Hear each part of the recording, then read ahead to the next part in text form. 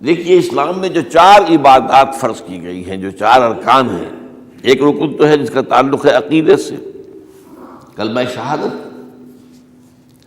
اور 4 ارکان وہ ہیں جن کا تعلق عبادات سے، نماز، روزہ، حج اور زکوٰۃ۔ ان میں ایک عجیب قسم کی تقسیم ہے،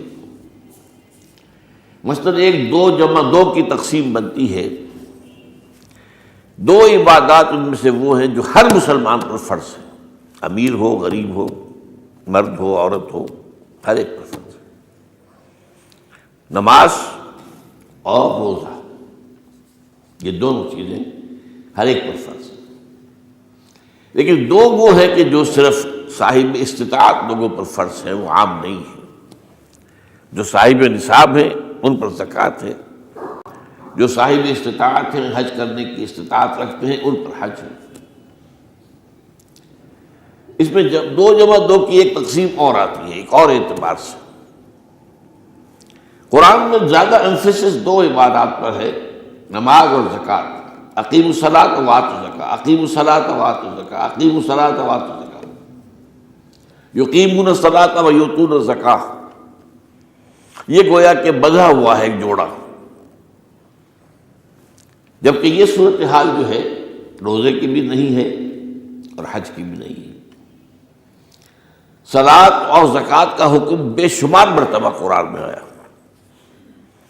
اور روزے کے سارے احکام ایک مقام پر سورہ بقرہ کے 23 رکوع کی 6 آیات میں سب کا سب بیان ہوئی۔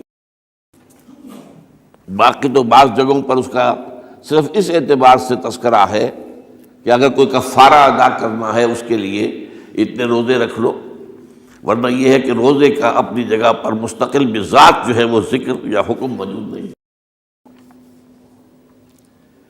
اس اعتبار سے غور کیجئے، حج کا معاملہ بھی یہی ہے۔ وہ ایک تو یہ کہ سورہ آل عمران میں اس کی فرضیت کا ذکر آیا، وہ میں نے آیات آپ کو پڑھ کر سنائی ہیں، 2 آیات، ان پر ابھی گفتگو کریں گے۔ سورہ بقرہ کے 24ویں اور کچھ 25ویں رکوع میں کچھ اس کے مناسک بیان ہوئے، سورہ حج کے 4تھے رکوع میں اس کے مناسک بیان ہوئے، بس باقی پورے قرآن میں تو اس کا ذکر نہیں۔ تو اس اعتبار سے فرق ہو گیا 2 جمع 2 کا۔ لیکن یہ جو جن کی اہمیت اس اعتبار سے کم ہو گئی ہے، اللہ تعالیٰ کی عجیب حکمت نظر آئی کہ ہماری جو 2 عیدیں ہیں وہ ان 2 عبادات کے ساتھ منسلک کر دی گئی۔ روزوں کے اختتام پر عید الفطر، حج کے ساتھ عید الاضحیٰ۔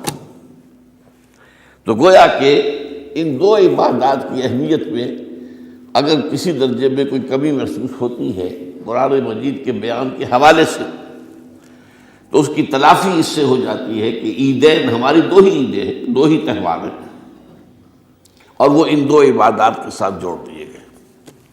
اب آخری بات سمجھیے، 3 جمع 1 کی بھی ایک تفریق ہے۔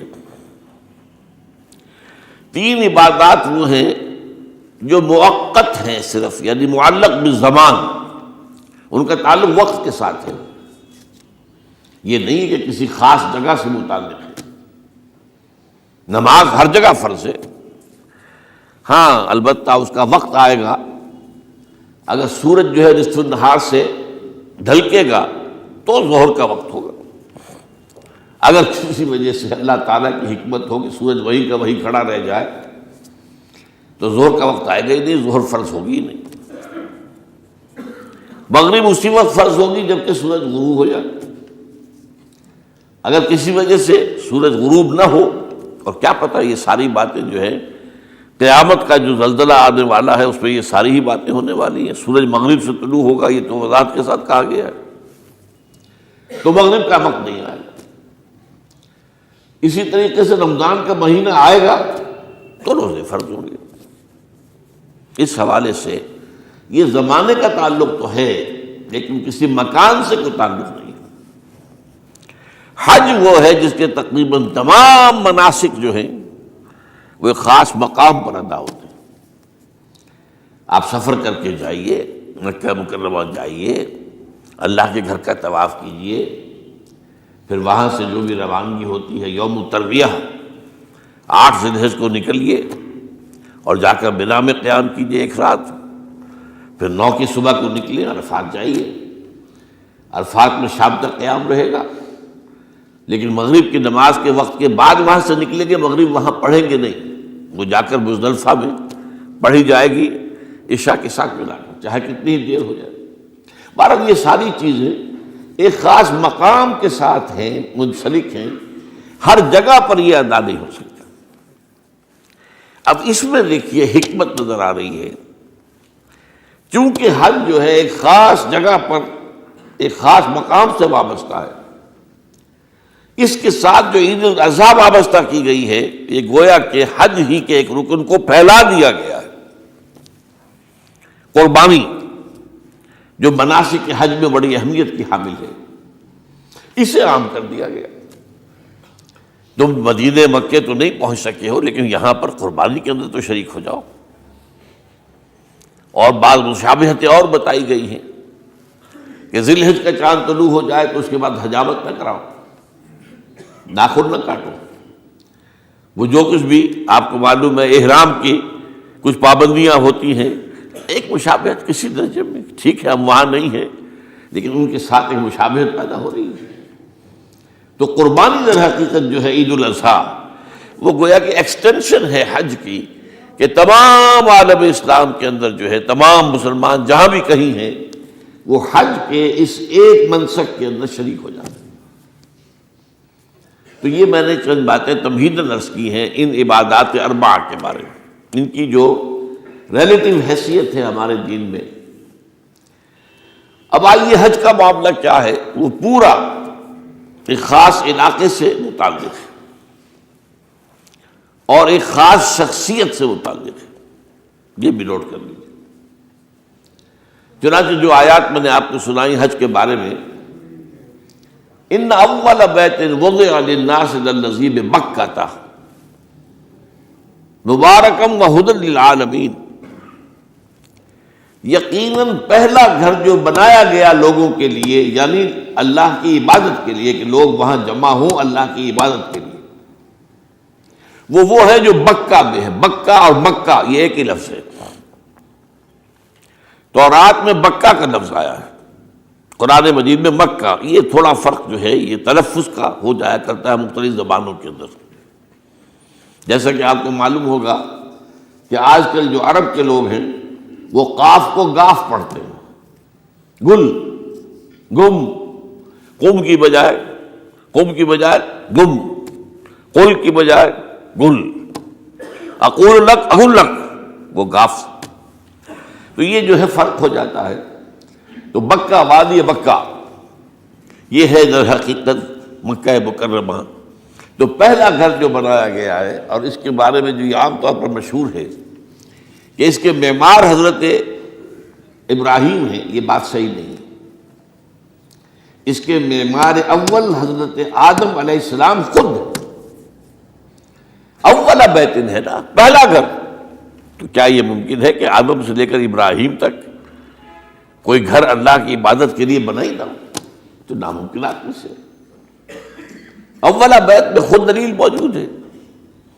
حضرت آدم علیہ السلام نے اس کی تعمیر کی، البتہ اس کے بعد بعض سیلابوں کی وجہ سے یہ عمارت گر گئی اور کچھ جو وہاں پر آبادی بنی تھی وہ بھی ختم ہو گئی۔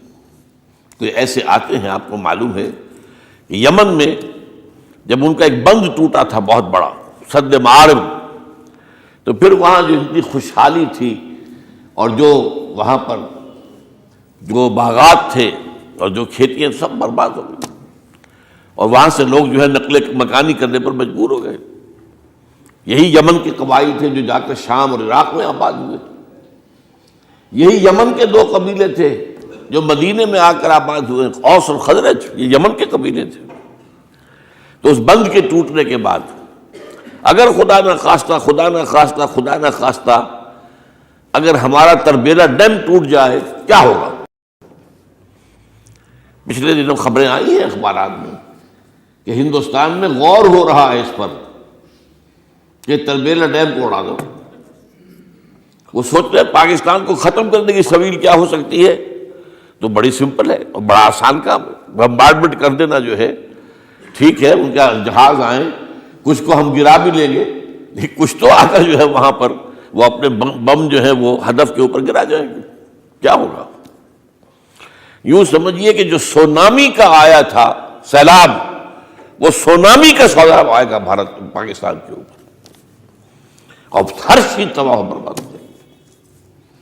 کم سے کم یوں سمجھیے کہ تقریباً 100 میل کی چوڑائی میں، اور بھی یہ سب جو ہے ریگستان بن جائے گا، ہر چیز ختم ہو جائے گی، خدا نہ خواستہ، خدا نہ خواستہ۔ تو بہرحال سد معارف کے بعد یہ صورتحال واقع ہوئی تھی۔ تو اس کے بعد سے یہ جو ہے یہ اللہ کا گھر یہ جو ہے گرا ہوا تھا، اس کی کوئی اب صرف یہ کہ قواعد رہ گئے تھے۔ قواعد کہتے ہیں جو بنیادیں ہوتی ہیں، وہ پھر اللہ تعالیٰ نے حضرت ابراہیم کو بتائی کہ یہ ہیں وہ بنیادیں جن پر کہ وہ گھر ہوتا تھا۔ وَإِذْ يَرْفَعُ إِبْرَاهِيمُ الْقَوَاعِدَ مِنَ الْبَيْتِ وَإِسْمَاعِيلُ، ان بنیادوں پر حضرت ابراہیم اور اسماعیل نے مل کر دو معماران حرم نے یہ عمارت جو ہے دوبارہ تعمیر کی ہے۔ تو گویا کہ حضرت ابراہیم علیہ السلام معمار دوم ہیں، معمار اول اس کا جو ہے وہ خود حضرت آدم علیہ السلام۔ فیہ آیات بینات مقام ابراہیم، مقام ابراہیم ہے، جو بھی وہاں گئے ہیں انہوں نے دیکھا ہے کہ ایک پتھر تھا جس پر کھڑے ہو کر حضرت ابراہیم علیہ السلام تعمیر کر رہے تھے۔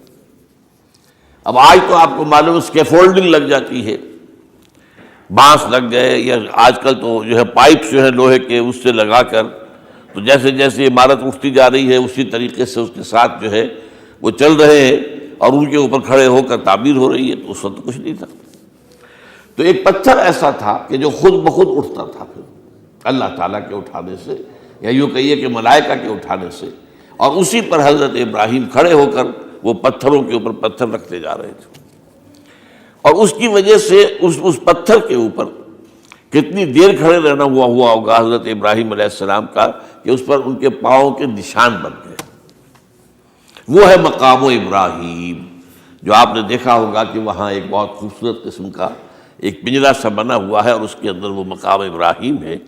اور جب بھی طواف کرتے ہیں تو طواف کے بعد 2 رکعتیں جو ہے وہ پڑھی جاتی ہیں ابراہیم، مقام ابراہیم کے پیچھے، جتنا بھی قریب تر ہو کر پڑھا جا سکے، لیکن بہرحال رخ ادھر ہے۔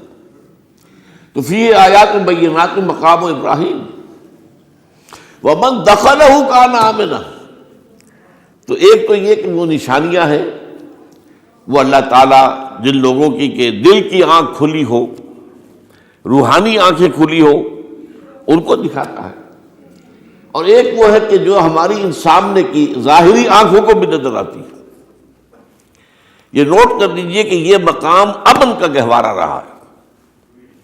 عرب میں لوٹ مار، قتل، غارت، قتل کے بدلے میں قتل، پھر قتل کے جواب میں قتل چلتا تھا، لیکن اس وقت بدترین دور میں بھی عربوں کا معاملہ یہ تھا کہ کوئی شخص فرض کیجئے کہ وہ کئی مہینے سے اپنے باپ کے قاتل کو ڈھونڈ رہا ہے تاکہ قصاص لے سکے، بدلہ لے سکے، اسے قتل کر سکے، اسے کہیں نظر نہیں آ رہا، اچانک حرم میں نظر آ جاتا ہے، وہاں وہ نقصان نہیں پہنچائے گا اسے۔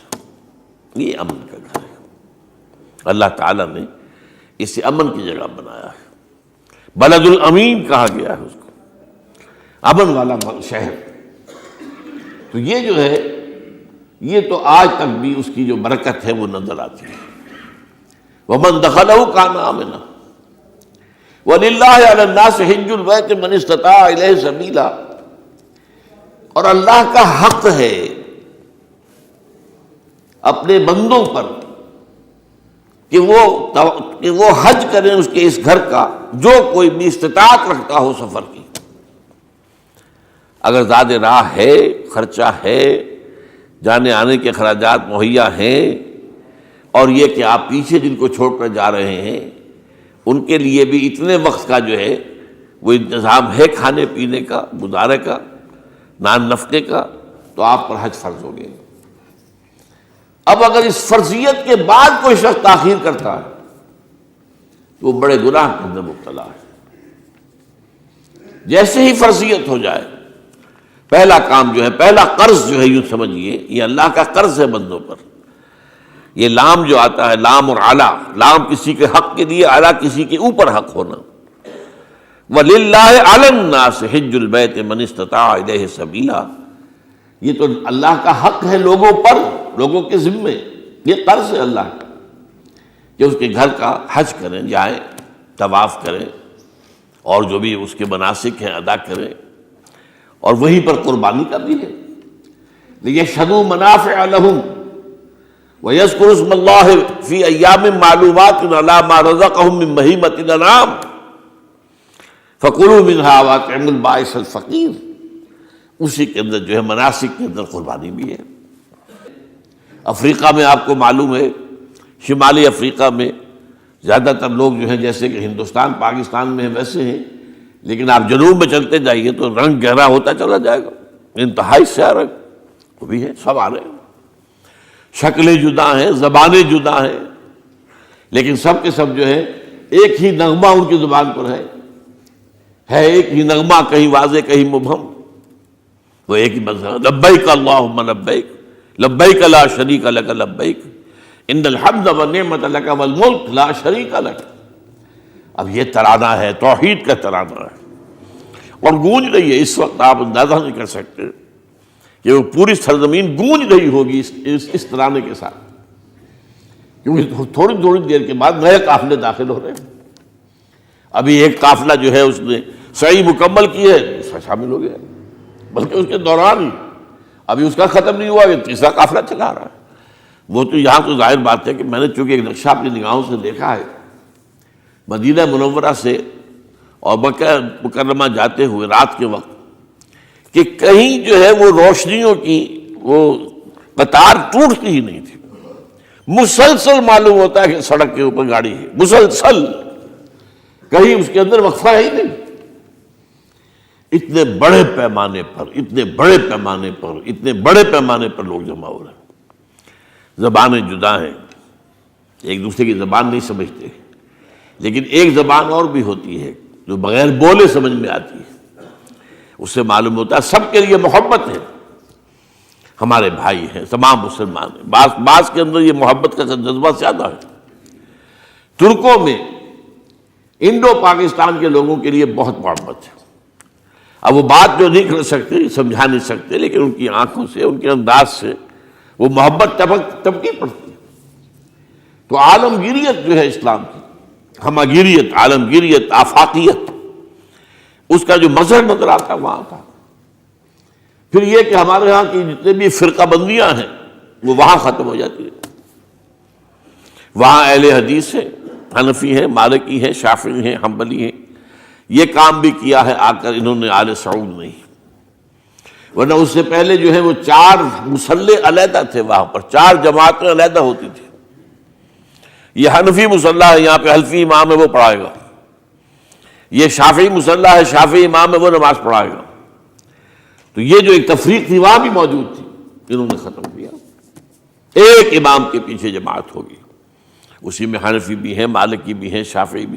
کچھ ہیں لوگ جو زیادہ، جن کے اندر کچھ زہر زیادہ گھل گیا ہے فرقے واریت کا، وہ پھر نہیں نماز پڑھتے، وہاں پر محروم رہتے، اس کی فضیلتوں کو چھوڑ کر جا کر کہیں اپنے جو ہے گھروں پر جہاں ٹھہرے ہوئے وہاں جا کے نماز پڑھ لیتے ہیں کہ یہ جو ہے وہابی، ان کے پیچھے ہماری نماز نہیں ہوتی۔ لیکن نہیں، عام طور پر ایسا نہیں ہے، عام طور پر سب لوگ جمع ہیں، نماز پڑھ لیں۔ اور ایک سب سے بڑا مشاہدہ جو ہوتا ہے، جو مجھے سب سے پہلے ہوا تھا پہلے حج میں، یہ 1962 کی بات ہے، تو میں نے محسوس کیا یہ نماز کے اندر اختلافات جو ہیں اسلام مسلمانوں میں صرف اتنے ہیں کہ جس سے جماعت نہیں ٹوٹتی۔ اختلافات ہے، رفع یدین ہے یا نہیں ہے، آمین بالجہر ہے یا نہیں ہے، اختلافات تو ہیں، لیکن جماعت نہیں ٹوٹتی۔ وہ جو ڈرل ہے، ڈرل جیسے کہ ڈرل ہوتی ہے، آرمی پریڈ ہو رہی ہے، وہ ڈرل ختم نہیں ہوتی۔ ایسا نہیں ہے، میں نے جب سوچا اگر کسی مسلک کے نزدیک رکوع بھی 2 ہوتے، جیسے سجدے 2 ہیں، تو تو وہ لوگ تو ایک رکوع کے بعد دوسرا رکوع کرتے اور باقی لوگ سجدے میں چلے گئے ہوتے، جماعت ٹوٹ جاتی۔ یا اگر کسی کے نزدیک ہر رکعت کے اندر جیسے رکوع ایک ہے سجدہ بھی ایک ہی ہوتا، تو کچھ لوگ تو ایک سجدہ کر کے کھڑے ہو جاتے ہیں اور دوسرے لوگ جو ہے دوسرا سجدہ کر رہے ہوتے ہیں، جماعت ٹوٹ جاتی۔ تو یہ میں سمجھتا ہوں کہ کس کی حکمت ہے، کس نے یہ طے کیا کہ ٹھیک ہے آپ میں رنگا رنگی بھی ہو، اے ذوق اس چمن کو ہے زیب اختلاف سے، اختلاف بھی ہے، رفع یدین بھی ہو رہا ہے، آمین بالجہر بھی ہو رہا ہے، نہیں بھی ہو رہا ہے، سب کچھ ہے، لیکن وہ اجتماعیت نہیں ٹوٹ رہی۔ یہ وہ یوں سمجھیے کہ یہ زندہ معجزہ ہے اسلام کا کہ 1400 برس بیت گئے ہیں اور کتنے بڑے علاقے میں یہ اسلام پھیلا ہے، اور یہ کہ مختلف مسالک وجود میں آئے، اس میں کوئی شک نہیں ہے۔ حنفی ایک علاقے کے اندر آپ کو ملیں گے صرف شافعی، ہندوستان کا بھی مغربی ساحل کے صرف شافعی ملیں گے آپ کو۔ اس سے آگے آپ جائیے، چونکہ یہ عرب تاجروں کے ذریعے سے ایمان لائے ہیں، یہ لوگ سری لنکا کے لوگ ہیں، انڈونیشیا کے لوگ ہیں، ملیشیا کے لوگ، سب شافعی ہیں۔ ہندوستان میں چونکہ اوپر سے شمال سے آیا ہے اسلام، یہ ترکوں کے ذریعے سے آیا ہے، اور وہ کٹر حنفی تھے، یہاں حنفیت آئی ہے۔ ترک جو ہے کٹر حنفی، یہ ترکی تو تھے جو آئے تھے۔ یہ کون تھا؟ محمود غزنوی کون تھا؟ سبکتگین کون تھا؟ الپتگین کون تھا؟ بختیار کاکی کون تھا؟ قطب الدین بختیار، یہ کون تھے؟ سب ترک۔ اور ترک بھی کون؟ غلامان، خاندان غلامان یاد کیجیے۔ لیکن بہرحال ان کے ذریعے سے جو اسلام ان کے ساتھ آیا ہے وہ خالص حنفی اسلام، تو کوئی حرج نہیں، وہاں جا کر سب جمع ہو جاتے ہیں ایک وحدت کے اندر۔ تو یہ چند مشاہدات وہاں کے ہوتے ہیں جو ہماری ظاہری آنکھوں کو بھی نظر آ جاتے ہیں، جس کا کہ قلب کے اوپر بڑا گہرا اثر پڑتا ہے۔ اب میں ایک موضوع لے رہا ہوں، یہ جو قربانی کا مسئلہ ہے، اس کے بارے میں ایک زمانے میں تو بہت منکرین حدیث کی طرف سے اس کے خلاف بڑی جو ہے ایک مہم چلی تھی کہ ختم کیا جائے اس کو، یہ خام خواہ جو ہے خرچ ہوتا ہے بہت بڑا، اور ضائع ہوتا ہے گوشت، اتنے بڑے پیمانے پر گوشت ہوتا ہے، کھایا نہیں جاتا۔ اچھا، ایک زمانے میں فریج بھی نہیں تھے، یہ بھی نہیں کہ آپ محفوظ کر دیں، گوشت ضائع بھی ہو سکتا تھا، اور بھی چیزیں جو ہے وہ گوشت کی وہ صحیح طور سے استعمال نہیں ہوتی تھی۔ تو اس کے اوپر بڑا پروپیگنڈا منکرین حدیث کا رہا کہ یہ جو ہے قربانی صرف حج کے موقع پر ہے۔ میں اس کی نفی کے لیے آج آپ کو بتا رہا ہوں کہ سورہ حج کے اندر جو 2 رکوع ہیں، ایک چوتھا ایک پانچواں، چوتھے رکوع میں بھی قربانی کا ذکر ہے، پانچویں میں بھی قربانی کا ذکر ہے۔ یہ ایک دم جو ہے ایک جگہ پر جو 2 طرح کی قربانیوں کا ذکر ہو رہا ہے، یہ کیوں ہو رہا ہے؟ چوتھے رکوع میں وہ مناسک حج کے ساتھ اس کا ذکر ہے، وہاں جو فرمایا گیا لِيَشْهَدُوا مَنَافِعَ لَهُمْ وَيَذْكُرُوا اسْمَ اللَّهِ عَلَىٰ مَا رَزَقَهُم مِّن بَهِيمَةِ الْأَنْعَامِ فِي أَيَّامٍ مَّعْلُومَاتٍ عَلَىٰ مَا رَزَقَهُم مِّن بَهِيمَةِ الْأَنْعَامِ فَكُلُوا مِنْهَا وَأَطْعِمُوا الْبَائِسَ الْفَقِيرَ۔ وہاں پہ قربانیاں دو، پھر اللہ کا نام لو، ان جانوروں پر جو اللہ نے تمہیں عطا کیے ہیں، ان جو معین دنوں کے اندر دو، فی ایام معلومات، اور پھر اس میں سے خود بھی کھاؤ، اور جو ہے جو جیسے صدقہ کا گوشت ہوتا ہے وہ نہیں ہے، وہ قربانی کا گوشت ہے، اس میں سے آپ خود بھی کھائیں اور غرباء کو کھلائیں، غریبوں کو دیں، مساکین کو دیں۔ تو یہ پورا حکم آ چکا چوتھے رکوع کے اندر۔ پانچواں رکوع پورا کا پورا جو ہے وہ عید الاضحیٰ پر ہے میرے نزدیک۔ یہی حکمت صوم کے بارے میں ہے کہ وہاں جب ایک حکم تکرار کر کے آیا کہ پہلے فرما دیا گیا فَمَنْ كَانَ مِنْكُمْ مَرِيضًا أَوْ عَلَىٰ سَفَرٍ فَعِدَّةٌ مِّنْ أَيَّامٍ أُخَرَ، اگر بیمار ہو کوئی اور یہ یا کہ سفر پر ہو تو وہ تعداد دوسرے دنوں میں پوری کرے۔ پھر کیا وجہ دوبارہ آ رہا ہے؟ شَهْرُ رَمَضَانَ الَّذِي أُنزِلَ فِيهِ الْقُرْآنُ هُدًى لِّلنَّاسِ وَبَيِّنَاتٍ مِّنَ الْهُدَىٰ وَالْفُرْقَانِ فَمَنْ شَهِدَ مِنكُمُ الشَّهْرَ فَلْيَصُمْهُ وَمَنْ كَانَ مَرِيضًا أَوْ عَلَىٰ سَفَرٍ فَعِدَّةٌ مِّنْ أَيَّامٍ أُخَرَ۔ کیوں؟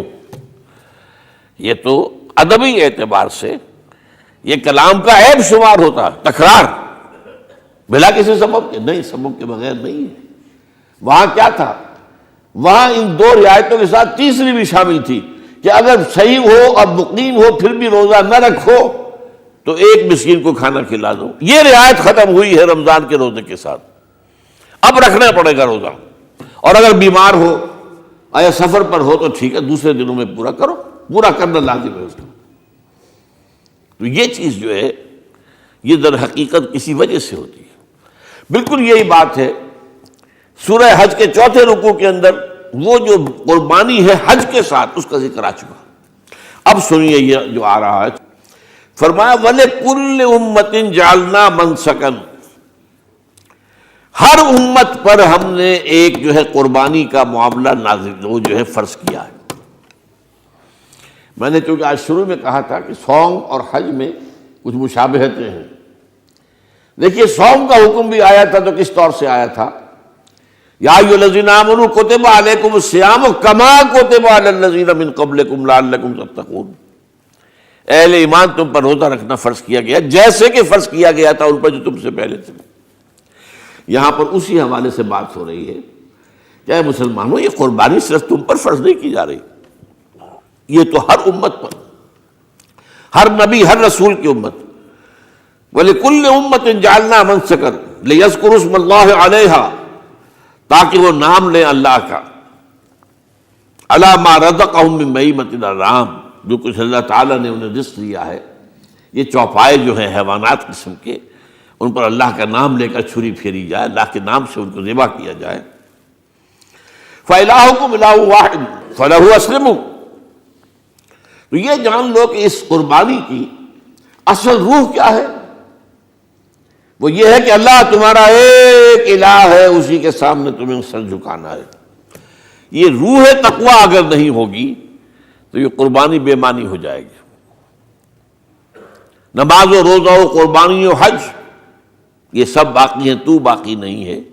جب اللہ تعالیٰ کے ساتھ تعلق نہیں ہے تو یہ ساری چیزیں ریچولز بن جائیں گی. اب یہ بھی ہوتا ہے 20-20 25-25 ہزار کے بکرے جو ہیں وہ لوگ لیتے ہیں، پھر ان کو گھماتے ہیں، پھراتے ہیں، ان کے اوپر ریشمی چادریں چڑھاتے ہیں، ان کو جو ہے وہ مہندی لگا کر. بہرحال وہ چیزیں جو ہیں یہ اظہار اس طرح کا یہ تو پسندیدہ نہیں ہے. تو یہ تو لوگوں کو دکھانے کی بات ہے اور اپنے پیسے کی جو ہے اپنی دولت کے اظہار کا ایک ذریعہ ہے. لیکن یہ کہ بہرحال قربانی انسان کرے اور یہ کہ اس کے اندر روح جو ہے تقویٰ کی وہ موجود ہوگی. فَإِلَٰهُكُمْ إِلَٰهٌ وَاحِدٌ فَلَهُ أَسْلِمُوا وَبَشِّرِ الْمُخْبِتِينَ. اور اے نبی ان لوگوں کو بشارت دے دیجئے کہ جو اللہ کے سامنے جھکے رہتے ہیں، خشوع اور خضوع کی شکل اختیار کرتے ہیں. الذین اذا ذکر اللہ وجلت قلوبہم، وہ لوگ کہ جب اللہ کا نام لیا جائے تو ان کے دل لرز اٹھتے ہیں. والصابرین علی ما اصابہم، اور صبر کرنے والے جبکہ ان چیزوں پر کہ جو اللہ کی طرف سے ان پر آ گئی ہوں، مصیبتیں کوئی تکالیف. والمقیم الصلاۃ، اور نماز کو قائم کرنے والے. ومما رزقناہم ينفقون، اور جو کچھ ہم نے انہیں دیا ہے اس میں سے خرچ کرنے والے. یہ ایک نظام ہے پورا کا پورا جس آیت میں بیان کر دیا گیا. اس کا ایک جز جو ہے وہ یہ بھی ہے وَلِكُلِّ أُمَّةٍ جَعَلْنَا مَنْسَكًا. یہ قربانی کا معاملہ جو ہے یہ بھی ہم نے ہر امت کے اوپر فرض کیا، ہر امت جو ہے اس کے اوپر لازم کیا گیا، اور اے مسلمانوں آج تم پر بھی لازم کیا جا رہا ہے. وَالْبُدْنَ جَعَلْنَاهَا لَكُم مِّن شَعَائِرِ اللَّهِ، اور یہ جو قربانی کے اونٹ ہیں، یہ خاص طور پر چونکہ عرب میں تو اونٹ کی قربانی ہوتی تھی، دوسرے جانور تو وہاں کم ہوتے ہیں، اور بہرحال ان کی قیمتی متاع بھی اونٹ ہے. وَالْبُدْنَ جَعَلْنَاهَا لَكُم مِّن شَعَائِرِ اللَّهِ، یہ اللہ تعالیٰ کے شعائر میں سے. یہ اونٹ جو ہے یہ قربانی کا اونٹ ہے، یہ مکے لے جایا جا رہا ہے، یا یہ بکرے اور یہ مینڈے جو ہیں یہ قربانی کے ہیں، یہ وہاں جا رہے ہیں. تو یہ بھی گویا کہ ایک طرح سے اللہ کی نشانیاں بن جاتی ہیں. ان کے حوالے سے اللہ تعالیٰ کا ایک تصور اور اللہ تعالیٰ کے ساتھ ایک ذہنی رشتہ قائم ہوتا ہے. لیکن فیہا خیر، تمہارے لیے اس میں خیر ہے، بھلائی ہے. چنانچہ جب وہ جاتے تھے حج کے لیے تو جو بھی ان کے ساتھ دودھ دینے والا جانور ہے، قربانی کی نیت ہے لیکن دودھ جو ہے اس کا استعمال کر سکتے ہیں درمیان میں. اور بھی کوئی اگر ان کی کوئی چیزوں سے فائدہ اٹھانا ہو، لکم فیہا خیر. فاذکروا اسم اللہ علیہا، تو اب ان کا اللہ کا نام لو اس کے اوپر. صواف، صفیں باندھ کر وہ اونٹ کھڑے ہوتے ہیں اور ان کو نحر کیا جاتا ہے. آپ کو معلوم ہے ذبح نہیں ہوتا اونٹ، اتنا بڑا جانور ہے، گردن کتنی موٹی ہے، اس کا ذبح کرنا بڑا مشکل ہے۔ نہر کہتے ہیں اس کو۔ کھڑا ہے اونٹ اور ایک برچھا، چھوٹا سا برچھا ہے جو اس کے یہاں گردن کے، یہ جہاں آ کر دونوں ہنسلیاں ملتی ہیں وہاں پر مارا جاتا ہے، اور یہاں سے جو بہت بڑی وین ہے وہ در حقیقت ایورٹا، وہ جو ہے ختم ہوتا ہے، تو وہاں سے خون کا پھر فوارہ آتا ہے، اور اس کے بعد پھر وہ اونٹ کھڑا کھڑا وہ رفتہ رفتہ اس کا جب خون نکل جاتا ہے تو وہ کمزور ہو کر نیچے گر جاتا ہے۔ یہ نہر ہے۔ اقول قولی ھذا واستغفر اللہ لی ولکم ولسائر المسلمین والمسلمات۔